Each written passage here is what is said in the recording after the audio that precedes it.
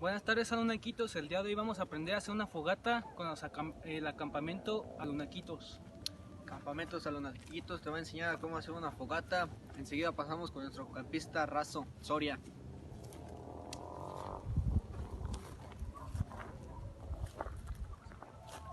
Hola chicos, Alunakis, vamos a hacer el proceso de la fogata.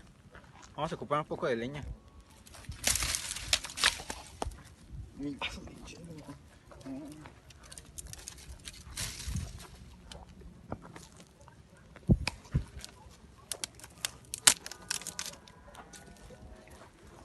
Cortamos en trozos pequeños la leña.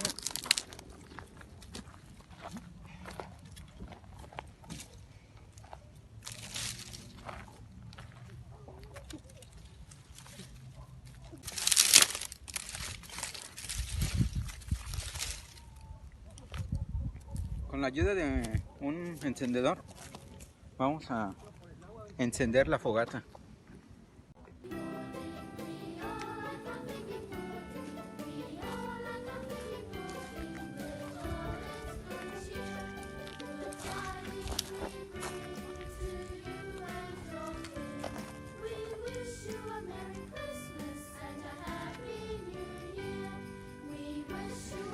Tenéis que tener un poco de paciencia para que encienda.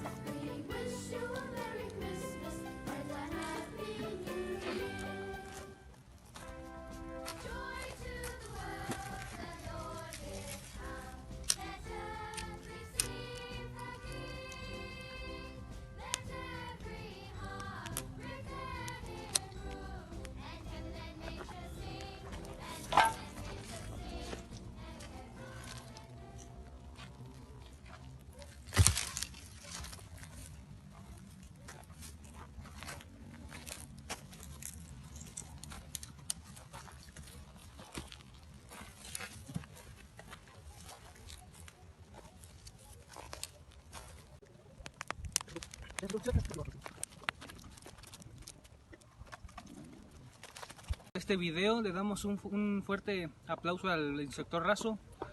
De parte de Alunaquitos le deseamos una feliz Navidad. Que tengan todos, pásenla chido y cuídense mucho. Like y suscríbete a nuestro próximo video. Espéralo. Ánimo.